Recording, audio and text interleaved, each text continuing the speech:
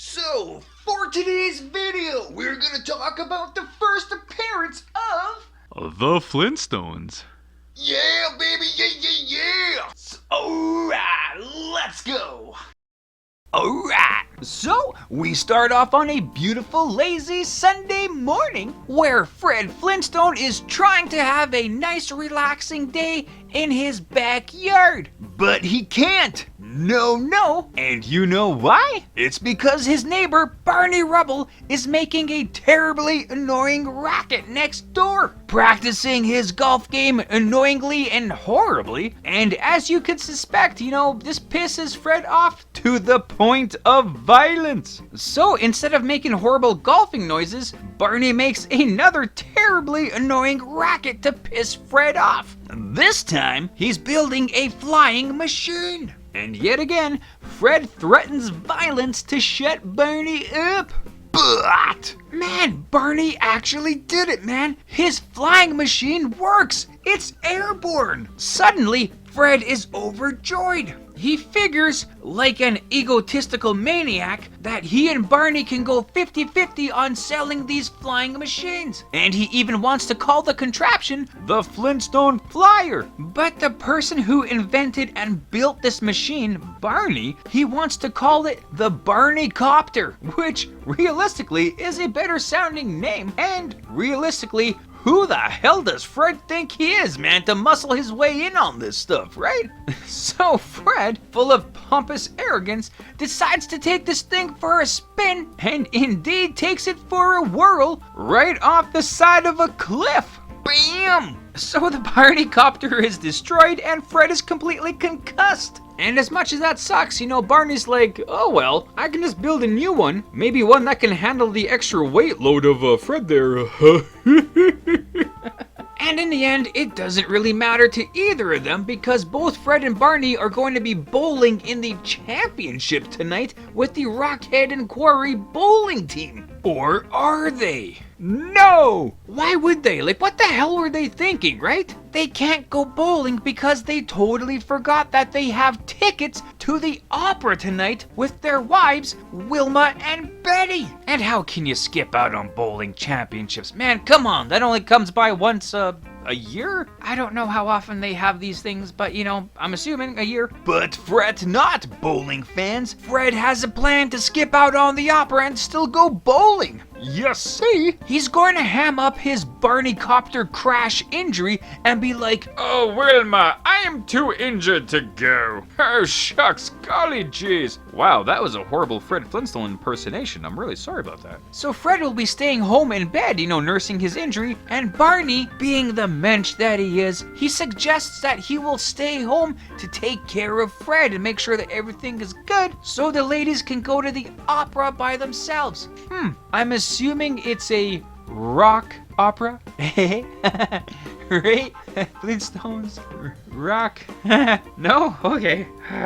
Anywho. So the wives are gone to the opera and the husbands are gone bowling. So seeing as the ladies took the car, Fred and Barney have to take the Barney Copter, or the Flintstone Flyer, or whatever the hell you want to call it. Regardless, they fly on over to the bowling alley. So during the intermission at the opera, Wilma and Betty are still feeling pretty concerned about Fred's condition, so they figure they'll call home and see how he's doing, right? Make sure he's okay and all that. But the nearest phone that they can find is in the bowling alley across the street. Wait a minute. If they go in there and Fred and Barney, and they see, oh boy, things can turn pretty bad pretty quick. And holy crap, things turn pretty bad pretty quick. Betty and Wilma spot Fred and Barney in the bowling alley, and the boys are totally screwed because the girls are chasing them down. They even get some pretty awesome headshots with their purses, so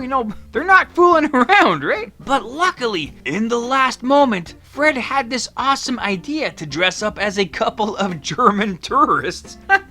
basically just adding fake mustaches and speaking in a German accent, while still, in every conceivable way, looking exactly like Fred and Barney. But this is somehow enough to fool Betty and Wilma, and they feel pretty bad, so they decide they're just gonna go home, call it a night, check on Fred, make sure everything's all good, right? So Fred and Barney are feeling the heat. They take the Flintstone flyer to get home before the girls do, which they do. Yeah, it's a close call, but it's all pretty good, right? No! Because Barney, like an idiot, is still wearing his German mustache costume. Totally busted. Man, he must have got a pretty bad concussion from that hit to the head from the purse. Cause how the hell would you mess up that badly in the last second, man? Jeez. Betty and Wilma are obviously pissed off and they chase the boys down again. So they have no choice to get on the Flintstone flyer to safety. And instead of like flying literally anywhere to get away and have a safe landing, you know, they stay hovering above their house like, you know, they want to get caught. And they've been up in that airspace for like 6 hours, man, so I really don't know what the hell they're doing. And Betty and Wilma are still patiently waiting in furious anger for these boys to get too tired and land.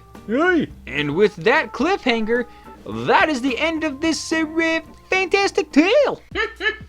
Yeah, man, the Flintstones. Man, what an awesome show though, right? Like, even by today's standards, man, this show is still great. I'm sure, like you have fond memories of the show in your youth. Like when you would go home from school for lunch and you would watch the Flintstones while eating a grilled cheese sandwich. Even though I'm not actually a fan of grilled cheese sandwiches, man, but you know, you eat what you have, right? Or those days when you're totally sick and you can't even make it to school, so you watch The Price is Right and the Flintstones. So good, so classic. And this episode had everything that is basically a trope for every single Flintstones episode. Fred going into berserker mode at the drop of a hat. Bowling, and more bowling. Fred and Barney constantly lying to their wives. And of course, the ever classic Yabba Dabba Doo! The first time that phrase was uttered was in this featured episode. And if you're ever like, man, where the hell did they come up with Yabba Dabba Doo? Like, what the hell, right? So the script originally had Fred yelling Yahoo! Which, you know, is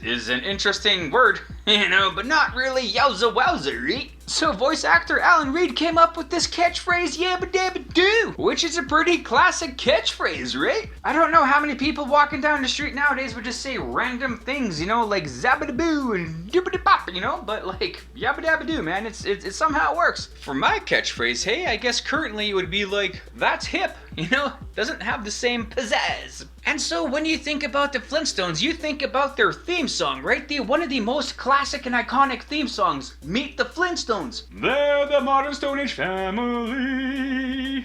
However, for the first 2 seasons, that was not the theme song for the show. It was actually a song called Rise and Shine, which was more of a musical. No lyrics, right? Dun, dun, dun, dun, dun, dun. Still an absolutely great song, and it completely fit perfectly. One thing I know you're probably thinking, if Wilma and Betty took the one car, why didn't Fred and Barney just take Fred's classic Flintstone mobile, right? And you know why they didn't? Because Fred didn't have the car yet. That car first appeared in the 2nd episode. Even though the car is in the opening credits, you know, Fred didn't have it yet. So the car that they did have was a Logan Continental.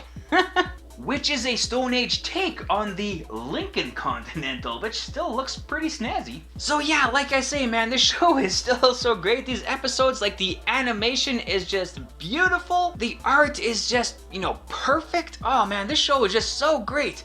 Even with all the violence and stuff, but you know, still. But wait, there's more! So yeah, man, the Flintstones. Let's go take a look back and see how this show kind of came to be. So, in the beginning, you have Hanna-Barbera Studios, and they're really awesome, right? Mostly known for making cartoons, you know, for a younger audience, like children and stuff like that. But they're also like, man, you know what? We should probably really expand our kind of fan base. Let's make an animated animated sitcom focused more towards adults, which they did. But Hanna-Barbera were thinking, you know what, man? Let's not make this show based in the modern times, you know? Let's do something a little different. Let's have it based in a different time period in the past, but, you know, the people there will still have modern amenities, you know, albeit kind of older versions of, you know, these modern amenities, right? Because that would be fun and great, which it was. But which time period would they use? For a while, they were thinking, you know, maybe let's focus on the Pilgrim era, you know, the Mayflower, stuff like that. But, you know, the more they thought about it, the more they didn't like that idea, so they kind of skipped away from there, and they really started to focus in on the ancient Roman Empire era. Which, yeah, there's a lot of stuff going on there, man, so that would be pretty neat. But there were a lot of creative differences as to how this show should look. What the costume designs should be, what the different houses and different architecture and stuff they should focus on, blah blah blah.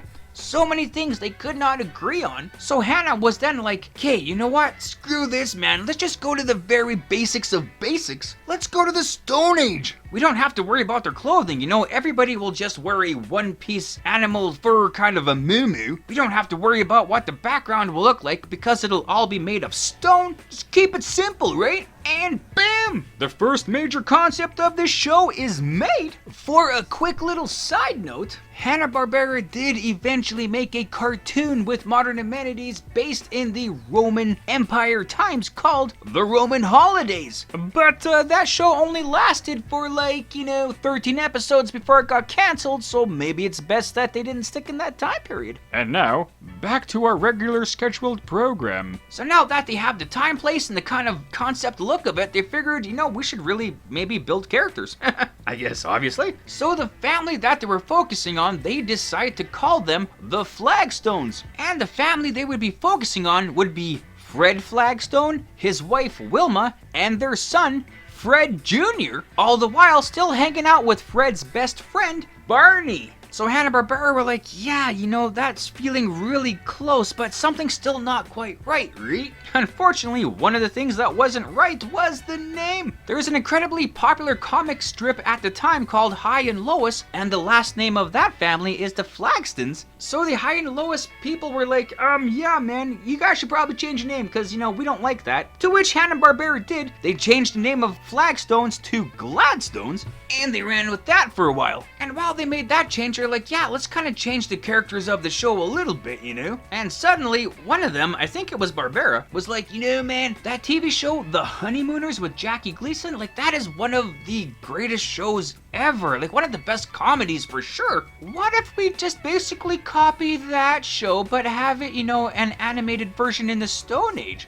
Which they did! And man, if you've ever watched both the Flintstones and the Honeymooners, right, like you would automatically notice all the similarities between the characters and their character traits, right? Like in the Honeymooners, you have Ralph and Alice Cramden, who are completely Fred and Wilma. Fred and Ralph both being loudmouths, egotistical, quick to anger, you know? Alice and Wilma just not putting up with any of their husband's crap. Their best friends, Ed and Trixie Norton, pretty much exactly like Barney and Betty, even so much so that Barney's voice really kind of started to emulate Ed Norton's voice in the show. You know, kind of sounding more a bit like Yogi Bear, kind of, there, Freddy boy. You know? Although, fun fact, the characters are so intensely similar that Jackie Gleason, the star and creator of The Honeymooners, was contemplating suing Hanna-Barbera, you know, for the copyright infringements and all that kind of stuff. But luckily, Jackie Gleason's lawyers were like, hey man, do you really want to be known as the person who took Fred Flintstone off the air? Like, come on. And so luckily, any notion of a lawsuit was dropped. So you have the time period and you have the characters figured out. So Hanna and Barbera created like a minute-and-a-half long little demo, and it was a pretty awesome demo, so much so that it worked, and boom, they got their show. But they changed the name Gladstones to Flintstones because Gladstone was the name of the Los Angeles telephone exchange at the time, if you can believe it. So when they went with Flintstones, they're like, okay, so nobody else is using this name, you know, no, we can use it, we're not gonna get sued, perfect. And boom, we get to this featured episode. And prehistoric television history is made. There is so much to talk about when it comes to the Flintstones, right? Like in this first series alone, not to mention all these spin-off TV series, live action movies, TV specials, and other things they've done, like that movie with Flintstones Flintstones and the WWE?